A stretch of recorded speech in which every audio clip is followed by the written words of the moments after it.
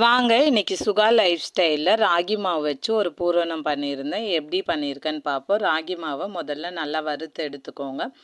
லைட்டாக உப்பும் வெந்நீரும் விட்டு நல்லா பிணைஞ்சி எடுத்துக்கோங்க. சப்பாத்தி மாவு பதத்துக்கு இருக்கட்டும், நல்லா சாஃப்டாக பிணைஞ்சிக்கோங்க.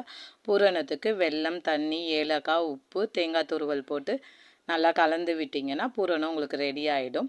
அச்சுக்கொள்ளால் மறக்காமல் நெய் நல்லா தடவிட்டு நான் வீடியோவில் எப்படி பண்ணுறனோ அதே மாதிரி பண்ணுங்கள். மாவை நல்லா தட்டி விடுங்க.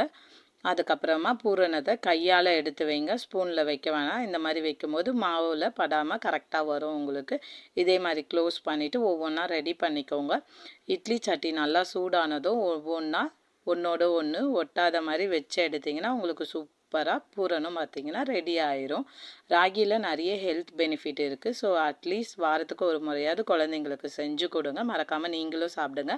அப்படியே என்னோடய சேனலை சப்ஸ்கிரைப் பண்ணுங்கள்.